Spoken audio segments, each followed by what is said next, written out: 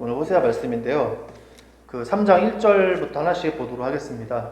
그 3장 1절부터 살펴보면은 그 이스라엘 자손이 다른 신을 섬기고 거기서부터 나오는 기름진 음식과 재물을 즐길지라도 하나님께서는 여전히 그들을 사랑하신다라고 얘기를 하고 있어요. 그 상징적인 의미가 지금 바로 호세아와 음행한 아내를 두고 얘기를 하는 건데, 그 여러 남자와 음행한 아내를 다시 데려오라고 하시는데 데리고 오는 것에서 그치지 않고 그 아내를 사랑하라고 호세아에게 말씀을 하십니다. 우리가 일반적으로 뭐 틀린 얘기는 아니지만 죄를 지으면 심판을 받고 말씀에 순종하면 복을 받는다라는 말을 그렇게 합니다. 또 그렇게 생각을 하죠. 하지만 하나님의 사랑과 은혜의 풍성함은 인간의 어떤 정해놓은 그리고 이해할 수 있는 틀에 얽매이지 않는다라고 할 수가 있어요. 우리가 그 실제적인 예로 성경에 욥이 있습니다. 의로운 욥. 욥 이야기는 항상 우리가 많이 하는데, 그 욥이 힘든 고난과 시련을 당했을 때 욥의 세 친구들이 와서 인간이 생각할 수 있는 그 일반적인 기준을 적용해서 판단을 합니다. 너가 그렇게 일을 당한 거는 너가 죄가 있기 때문에 심판을 받은 것이다. 하나님께서 너가 죄가 없다면 어떻게 그런 형벌과도 같은 죄를 너에게 일으킬 수 있겠느냐라고 합니다. 그 욥도 자기가 생각해도 틀린 게 아닌 것 같은데 아무리 생각해도 자기는 잘못한 게 없어요. 그래서 욥이 뭐라고 합니까? 하나님께 따집니다. 내가 무슨 잘못이 했길래 이렇습니까? 이렇게 하실 거면은 나를 태어나지 말게 하시지. 왜 태어나서 이런 봐도 안 될 꼴을 보고 이런 고통을 나에게 주십니까? 라고 하면서 내가 죽을 땐 죽더라도 알려달라고, 대체 뭐 때문에 이러십니까? 라고 그렇게 하나님께 욥이 막 따져요. 하나님께서 뭐라고 말씀하셨냐면은 욥도 틀렸고 새 친구도 틀렸다. 다 틀렸다라고 말씀을 하세요. 나중에 욥이 이렇게 얘기를 하죠. 내가 잘 알지도 못하면서 하나님이 어떠실 거라고 판단하였던 저를 용서해 주세요 라고 고백을 합니다. 내가 그전에는 하나님께 대해 듣기만 했는데 이제는 제가 눈을 들어 봅니다 라고 얘기를 해요. 욥기에서 나타난 하나님, 그 하나님은 정말로 뭐 자비도 없으시고 무정하신 분이신가 라고 했을 때 우리는 계속 궁금증을 해소할 수가 없습니다. 왜 욥에게 그렇게까지 하셔야 했는가? 이거는 우리가 아무리 말로 해도 설명하기 어려운 부분이에요. 근데 인간의 이해로는 정말 설명이 안 되죠. 그렇기 때문에 하나님께서 그 욥에게 그렇게 하신 건데, 그건 바로 가늠할 수 없는 하나님의 다스림과 그분의 무한하심, 그리고 사랑을 알게 하기 위해서입니다. 근데 우리가 그렇게 하나님의 깊은 사랑, 그리고 정말 듣기만 하는 것이 아니라 눈으로 바라보는 하나님에 대한 어떤 이해와 그분의 섭리를 다는 알 수 없지만 그래도 어느 정도 가늠할 수 있으려면은 반드시 어떠한 경험이 수반되어야 된다는 거예요. 우리가 이 기독교, 하나님을 믿는 이 기독교가 말씀의 종교라고 합니다. 그만큼 하나님의 말씀으로 모든 것이 다 만들어졌고 말씀으로 시작해서 말씀으로 끝나지만, 그 말씀을 우리가 듣는 것에서 끝나는 것이 아니라 우리가 반드시 삶 속에서 어떤 경험을 통해서 하나님을 더 깊이 알아간다는 얘기예요. 그래서 성경 인물들을 보면은 다들 정말 다사다난합니다. 그냥 평범하게 산 인물들이 없어요. 성경에 기록된 인물 중에 뭐 평탄하게 아무런 뭐 근심 없이 간 인생이 하나도 없습니다. 다 일반을 뛰어넘는 정말로 그런 정말 어떻게 보면 고통스러운 경험들을 많이 한 걸 볼 수 있는데, 이스라엘이 그 본문에 나온 것처럼 70년간의 포로 생활을 통해서 무엇을 깨달았느냐? 바로 하나님의 사랑을 깨달았단 말이에요. 70년간의 포로 생활, 얽매이는 그 적국의 포로 생활을 통해서 하나님의 사랑을 깨달은 것처럼 어떠한 고통스러운 경험 가운데 우리가 깨닫는 것이 있다는 얘기입니다. 예전에 제가 그 뉴스인가 하여튼 기독교 뉴스겠죠? 봤는데 그 애가 물놀이를 하다가 죽었어요. 물놀이 하다가 이제 천국으로 간 그 아들의 부모 얘기가 나왔습니다. 처음에는 난리도 아니었죠. 그 교회 목사님도 그렇고 부모님도 정말 뭐 말로 표현할 수가 없을 정도로 그런 고통스러운 시간을 보냈는데, 그분들이 나와서 말씀을 하시는 게 장례식을 마쳤을 때는 그 부모의 얼굴이 되게 환해졌고 행복하다고 그렇게 말을 하더라고요. 목사님도 은혜가 충만하여 기쁘다라고 얘기를 합니다. 그런 상황에서도 어떻게 그럴 수가 있겠느냐? 도저히 이해가 안 갑니다. 저는 그렇게 안 될 것 같아요. 솔직한 말로. 근데 그게 다 무엇이냐? 하나님의 다스림과 회복, 더 나은 것을 주시기 위한 세상 사람들이 감당하지 못하는 그 기독교인의 그 안에 있는 그 하나님의 빛을 우리가 볼 수 있다는 얘기입니다. 저는 어떻게 보면은 그런 상황에서 하나님의 은혜를 깨달은 게 정말 그것이 부럽고 어쩔 때는 복이라고 그렇게 여겨지기도 합니다. 다시 우리 본문 1절로 돌아와서 그럼 이스라엘은 어땠는가? 끊임없이 우상 숭배에 몰두하고 온갖 재물과 쾌락에 빠져 있었어요. 하나님을 완전히 등집니다. 그런 이스라엘을 하나님께서는 묻지도 않고 따지지도 않고 바로 건져내셔서 하나님 옆에 두는 것을 볼 수가 있어요. 이것이 바로 우리가 흔히 고백하는 하나님은 사랑이십니다의 정수라고 할 수가 있습니다.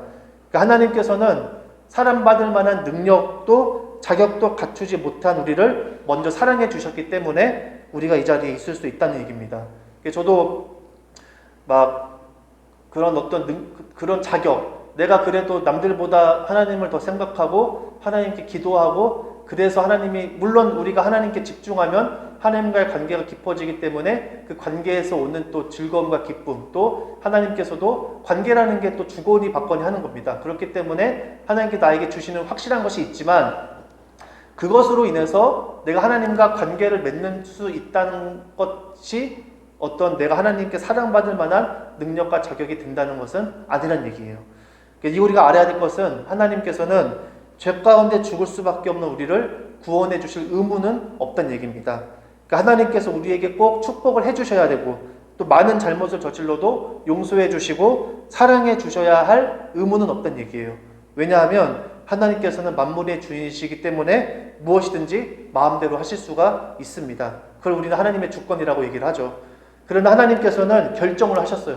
하나님이 한번 결정하신 거는 번복하지 않으십니다. 그게 뭐냐면은 우리를 사랑하시기로 결정하시고 그 사랑을 보여주시고 알게 하도록 행하셨다는 얘기예요. 본인 스스로 사랑하기로 결정을 한 거지 우리의 어떤 거룩함과 기도가 하늘에 닿을 만큼 훌륭해서가 아니라는 얘기입니다.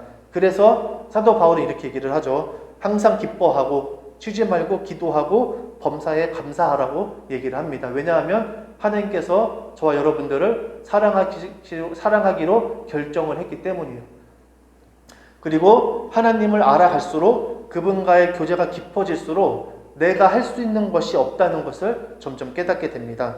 먼지보다도 못한 나의 존재를 기억해 주셔서 죄에서 건져내 주시고 하나님의 자녀 삼아주심에 감사하다는 고백을 하게 되는 거죠.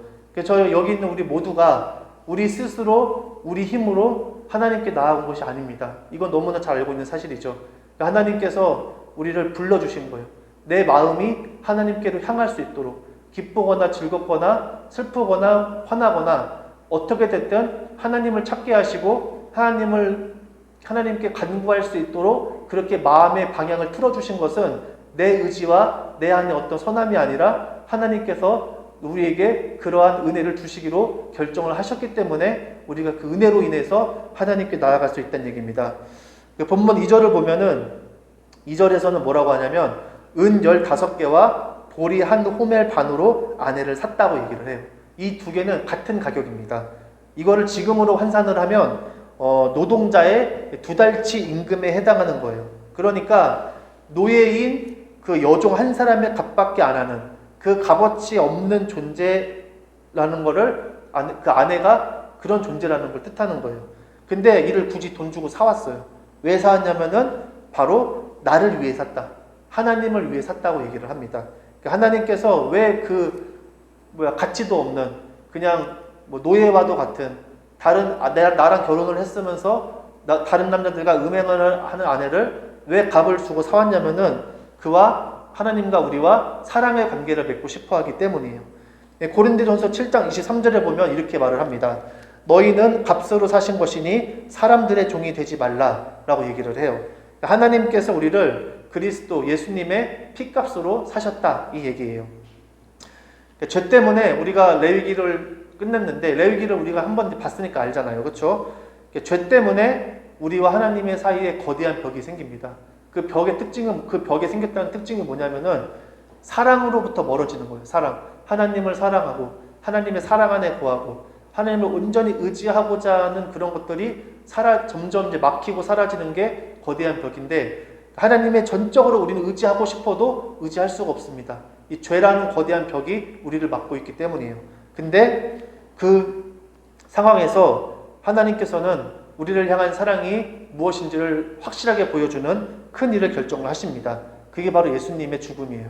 그 죄의 대가는 피 흘림과 생명이라고 얘기를 합니다. 예수님께서 피를 흘림으로써 하나님께 의지하고 하나님만 한 분만을 바라볼 수 있는 그 벽을 무너뜨리시고 그 길을 내어주셨다는 얘기입니다.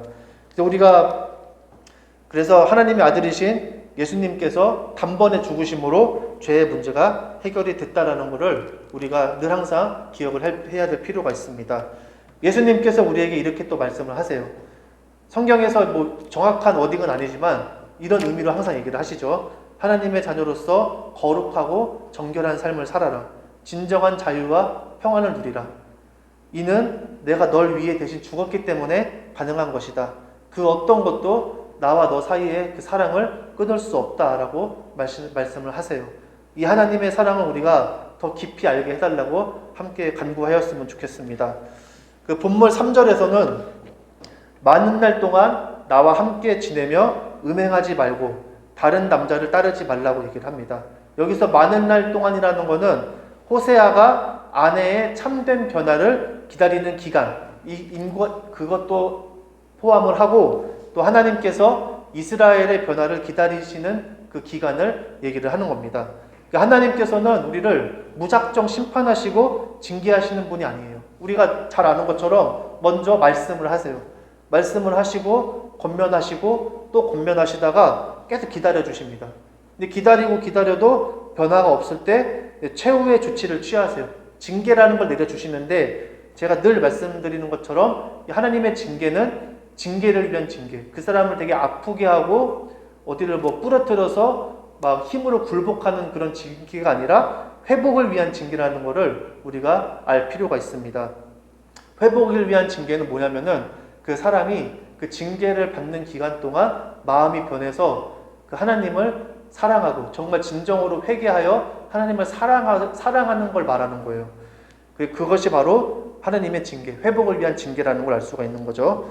그 4절에서도 뭐라고 하냐면은 많은 날 동안 왕도 없고 지도자도 없고 제사도 없고 주상도 없고 에봇도 없고 드라빔도 없다. 다 이제 그 왕도 없는데 뭐도 없냐면은 제사, 예배도 없고 우상숭배도 없다. 그 얘기입니다.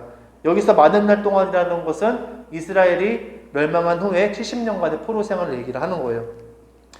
이스라엘이 하나님을 등지고 우상숭배를 열심히 했어요. 그냥 세상 그런 것들에 취해서 막 재밌게 즐겁게 지냈는데 그 70년의 기간, 포로 생활 동안 이들은 왕도 없었고 또 자기들이 그렇게 하나님을 배신하고 했던 우상숭배도 할 수 없는, 아무것도 할 수 없는 그 천참한 기간이라는 것을 우리가 알 수가 있습니다.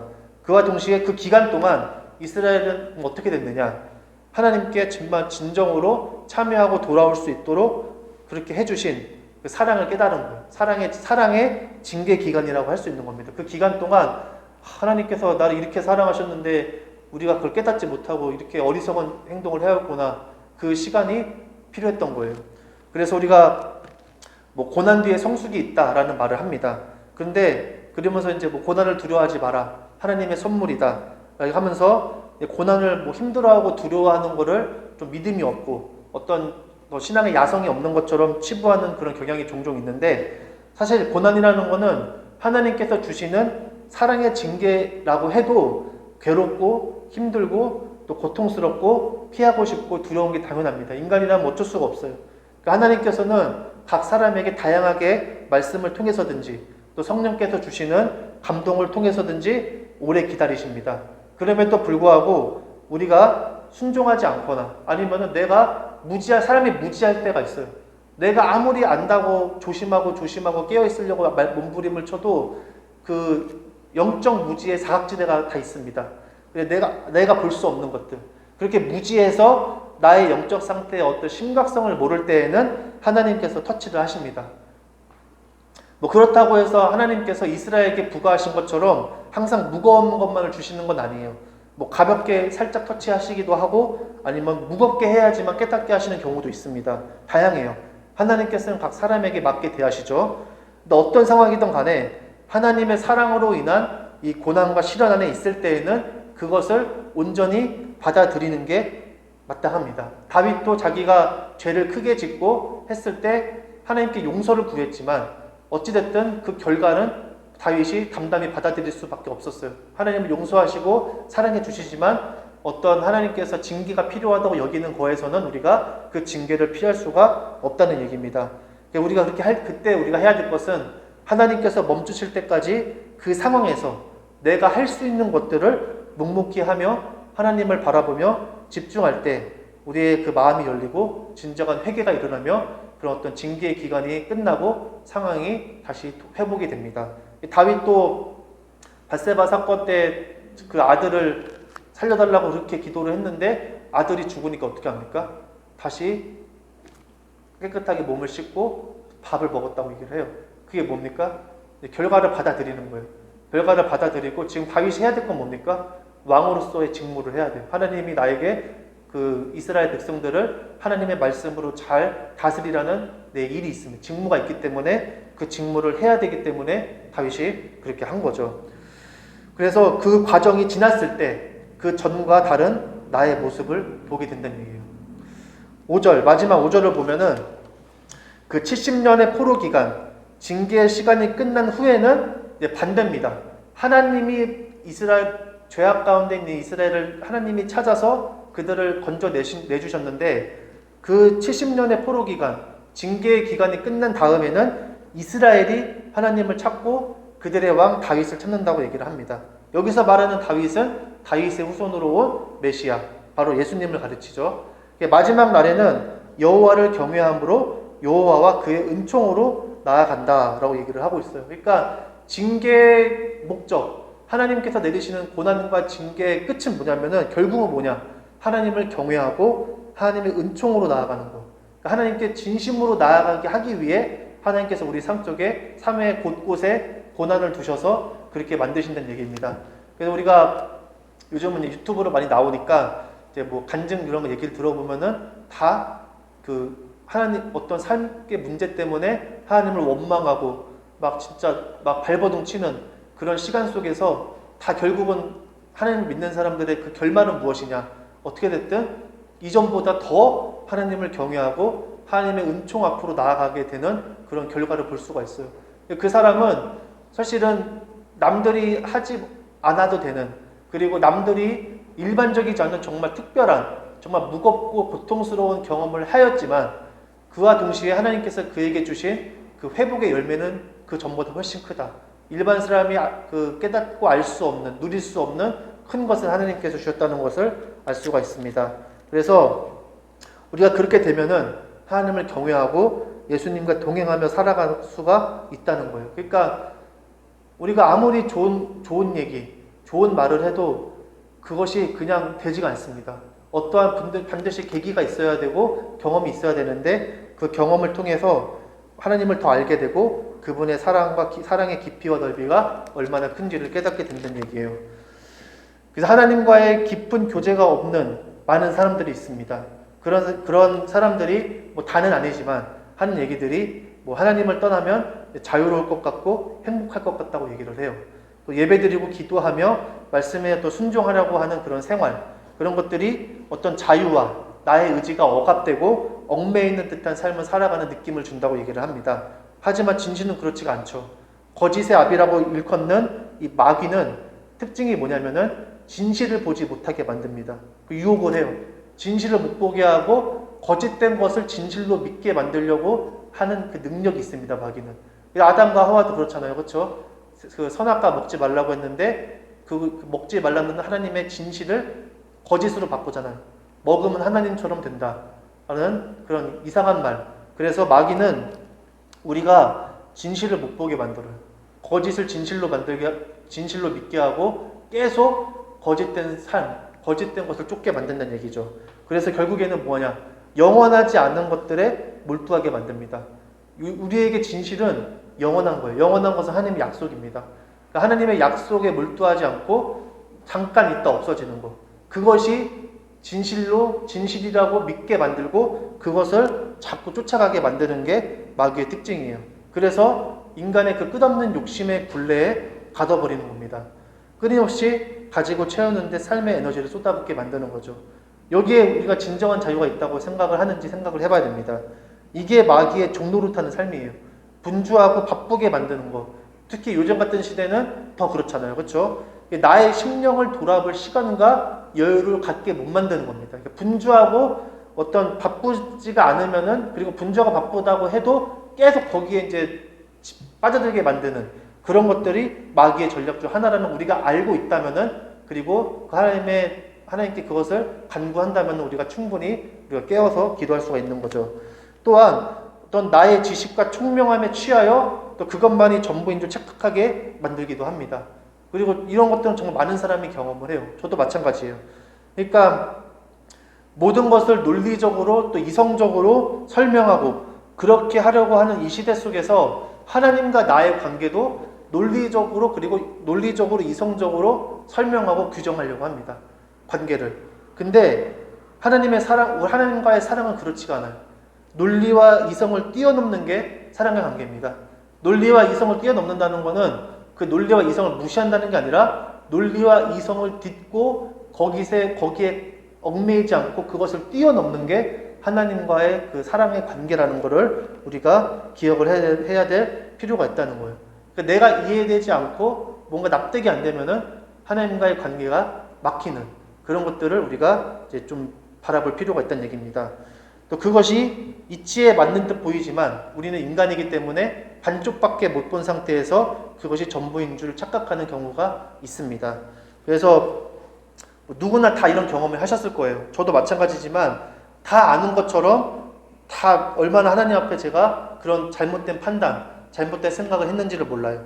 그때는 그것이 정답이고 맞는 줄 알았는데 지나가 보니 완전히 모르고 있었던 것이죠. 그런 경우가 사실 태반이 아니라 거의 열의 열은 하나님 앞에 그랬던 것 같습니다.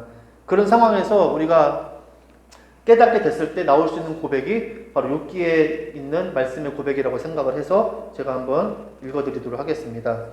주께서는 못하실 일이 없사오며 무슨 계획이든지 못 이루실 것이 없는 줄 아오니 라고 욥이 얘기를 해요. 욥이 이렇게 얘기를 한 거는 욥이 지금 한순간에 재산을 다 잃고 가족을 다 잃고 자기 건강도 잃고 다 했잖아요.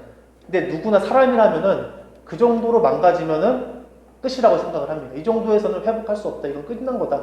그러니까 하나님이 듣기만 했다는 게 바로 이겁니다. 내가 들어서는 알고 있어요. 하나님이 만물의 주인이시고 불가능이 없으신다는 것을 내가 들어서 알고는 있으나 지금 내 꼴을 보니 이거는 안 된다라는 마음속 깊은 그 믿음이 있는 겁니다. 욥에게는 그런 믿음이 생긴 거예요.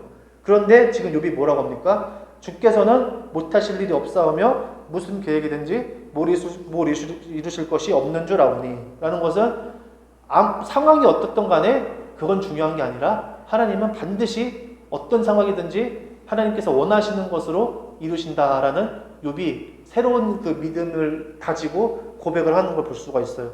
또 그리고 다시 이어서 제가 말씀드리면 42장인데 제가 말씀드리겠습니다. 무지한 말로 이치를 가리는 자가 누구니까? 나는 깨닫지도 못할 일을 말하였고 스스로 알 수도 없고 헤아리기도 어려운 일을 말하였나이다 라고 얘기를 합니다. 욥은 사람들로부터 존경받고 하나님께서 인정하시는 하나님의 사람이었어요.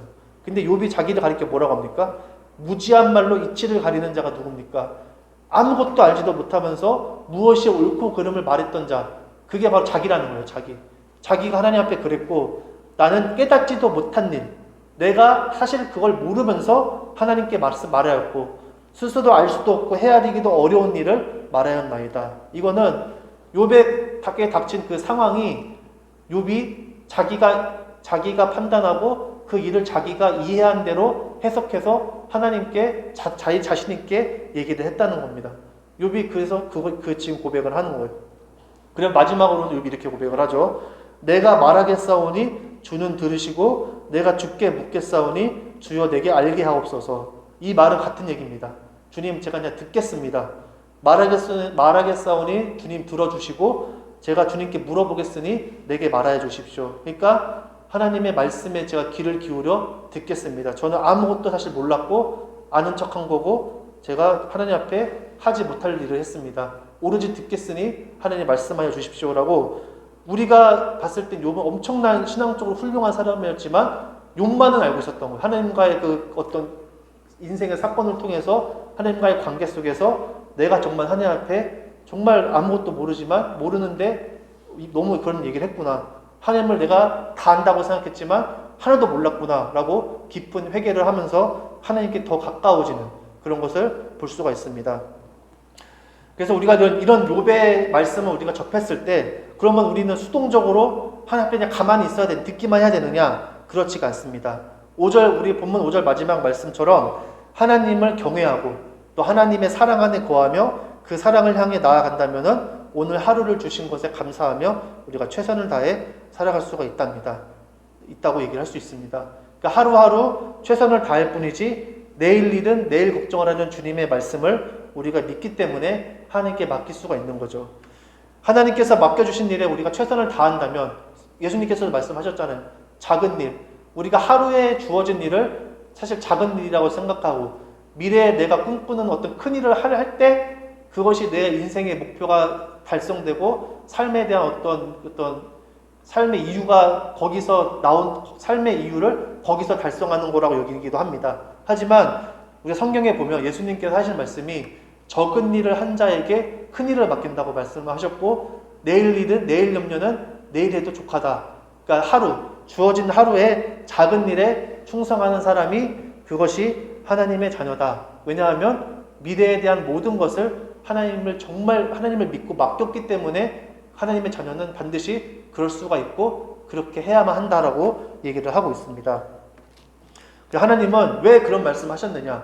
우리가 미래를 제가 말씀드린 것처럼 우리가 보여지는 거에 대해 대비하고 이런 건 필요하지만 미래에 대한 지나친 근심과 걱정, 세상 사람들과 같은 그런 어떤 자세와 태도로 살아가게 되면은 무엇이 안 되냐면은 하나님과의 진정한 사랑과 관계를 맺을 수가 없습니다. 다 빼앗기는 거예요. 그래서 우리가 신앙생활 첫 단추가 중요하다듯이 처음 시작할 때 내가 하나님께 뭘 원하는지, 진실로 하나님을 정말 사랑하기를 간절히 구하며 가야 되는지 그게 정말 중요하다는 얘기입니다. 왜 많은 사람들이 신앙생활을 하다가 무너질까요? 우리는 판단할 수 없어요. 근데 그 사람은 가장 확실한 거는 그 당사자는 알고 당사자가 모르면은 하나님은 아시겠죠. 근데 처음 신앙생활 시작할 때 동기, 그 목적이 매우 중요합니다. 물론 그 잘못된 동기와 목적으로 하다가도 하나님께서 변화시키시고 올바르게 그렇게 만들어 가시는 경우도 있지만 결국은 그 처음의 동기가 불순하고 하나님으로부터 뭔가 대가와 보상을 바랬던 사람들은 삶의 어떤 어려움과 또 어떤 힘든 것들 그리고 유혹에 만났을 때 무너지는 경우를 볼 수가 있습니다. 그 사람이 한순간에 무너진 게 아니에요. 처음에는 진실한 마음으로 했겠죠. 근데 우리가 세상 말로 때가 탄 거죠. 조금씩 뭐가 묻었을 때 그때 얼른 지우든지 옷을 빨아야 되는데 성경에 나오잖아요. 네 옷을 빨아라. 흰 옷으로 깨끗하게 해서 주님께 나아가라. 그럼 주님께 그렇게 우리가 흰 옷을 입을 수 있는 거는 예수님의 이름으로 하나님께 나아가는 수밖에 없어요. 하나님이 깨끗하게 해주셔야 돼요. 근데 그러지 않고 계속 그냥 나는 하나님의 자녀니까 구원 받았지라는 그냥 안일한 마음으로 계속 살아가다 보면은 내 마음에 때가 하나씩 묻어지면서 처음에 입었던 흰 옷이 거무튀튀해지는 얼룩덜룩해지는 거를 볼 수가 있다는 얘기예요. 그러니까 하나님 우리가 처음 시작할 때 하나님이 원하는 거는 사랑입니다. 사랑. 하나님을 사랑하고 이웃을 사랑하는 거. 두 개 다 돼야겠죠. 그거를 하나님께서 하게 만들려고 우리 삶 속에 곳곳에 어려움을 주고 또 사람을 통해서라든지 사건을 통해서라든지 무조건 사랑으로 갈 수 있도록 하나님께서 이끄시는 겁니다. 어떤 사람은 하나님 사랑은 되는데 이웃 사랑이 안 돼요. 어떤 사람은 이웃 사랑은 되는데 하나님 사랑이 안 돼요. 인간이 누구나 완벽할 수 없어요. 다 되지가 않습니다. 그래서 유명한 목사님들 정말 누구라고 이름은 거론 안 하지만 그분들이 고백을 해요. 사람들이 봤을 때는 훌륭한 목사님이에요. 정말 예수님과 함께 예수님과 함께 죽은 삶을 사는 사람들이에요. 근데 그분들이 뭐라고 하냐면은 지금도 힘들대요. 지금도 내 안에 욕심, 음심, 유혹 이것들과 계속 그것 놓고 예수님 앞에 죽으려고 맨날 발버둥을 친다는 거예요. 그러니까 우리에게는 우리의 안식은 이 세상에는 안식이 없다는 얘기입니다. 하나님 안에서 우리가 계속 그렇게 붙들고 살다가 죽었을 때 그때 끝나는 거예요. 그때. 바울도 그렇잖아요. 내가 이제는 쉰다. 내가 수고하고 믿음의 길을 내가 이제 다 지켰다. 이제 나는 안식에 들어간다. 그전까지 안식이 없었다는 거예요. 물론 중간중간 주신 안식이 있었지만 우리가 하나님을 믿고 내가 하나님을 믿고 신앙이 좋았으니 이 세상에서 안식을 누리고 평안하게 살 수 있을 거라는 생각을 우리가 그 생각 때문에 자꾸 우상 숭배에 빠지고 자꾸 그렇게 되는 거예요. 저부터도 그런 거예요. 똑같습니다. 다 누구나. 그리고 목회자들도 막 젊었을 때 고생하면서 담임 목회하고 좀 이제 안정됐다 싶으면은 인간의 심리는 어쩔 수가 없어요. 고생하면은 거기에 대한 보상을 받고 또 실제로 보상을 받긴 받습니다. 안 받진 않아요. 근데 젊어서 내가 했으니까 나이 들면은 좀 이제 좀 이제 편하고 좀 힘 좀 놓고 좀 이렇게 늘어지고 싶다. 근데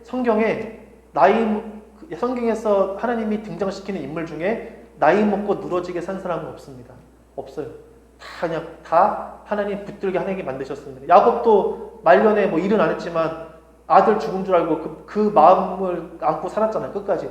거의 죽기 직전에야 요셉 만나서 그때서야 이제 좀 편했지만 그때가 야곱이 120세였어요. 120세에서 17년 더 살다 간 건데 17년 동안은 편안하게 갔지만 남은 그 120년은 험악한 인생을 사는 게 야곱의 일생이었습니다. 그래서 우리가 그것을 버틸 수 있는 힘이 없습니다. 세상에 그 어느 것도 우리에게 그걸 버틸 수 있는 방파제가 되어주지 못해요.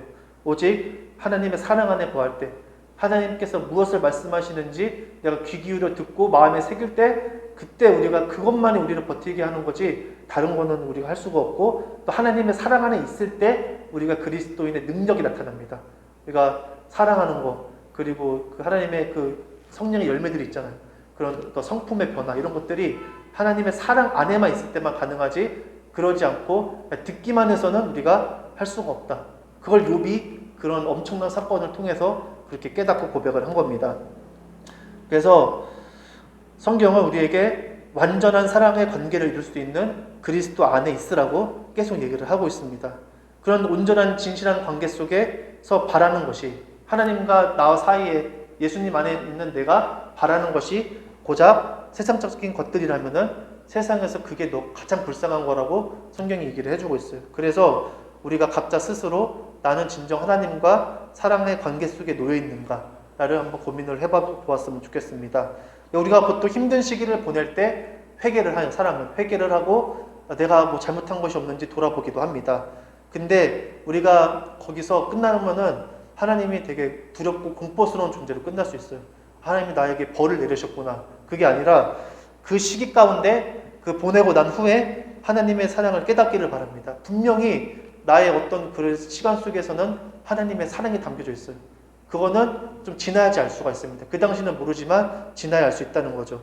그리고 나의 신앙생활의 목적은 무엇인가? 관계성에 중점을 두는지 아니면은 어떤 이해관계나 보상심리가 크게 작용하는지. 관계성에 중심을 두고 했던 사람도 제가 아까 말씀드린 것처럼 살아가면서 때가 타면서 어떤 이해관계와 보상심리로 변하기도 합니다. 저도 그런 것 같아요. 저도 처음에는 관계성에 되게 중요시했는데 현실적으로 뭐가 필요한 게 많아지고 다 그러다 보니까 어떤 내가 이렇게까지 했는데 하나님이 해주시겠지 라는 것도 있다는 건데 하나님은 그걸 가지고 나무라지 않으세요. 하지만 하나님은 뭐가 중요한지는 짚어주신다는 거예요. 너가 지금 네 모습을 봐라. 너는 지금 나에게 뭘 원하냐 라고 했을 때 저는 하나님과의 사랑을 원합니다. 사랑 안에서 모든 것이 회복되고 사랑으로 역사하는 능력으로 살아갈 것을 내가 믿습니다라고 고백하고 그것을 간절히 구하는 내 모습이 있는가라고 했을 때 그것을 자신 있게 얘기하기가 어려운 게 우리 신앙생활의 어떤 어려움이라고 볼 수가 있는 거죠. 그래서 우리가 그런 것들, 지금까지 우리가 다루었던 것들을 생각을 하면서 하나님의 사랑과 은혜 안에 모든 것이 합력하여 선을 이루기를 예수님의 이름으로 간절히 축원합니다. 기도하겠습니다.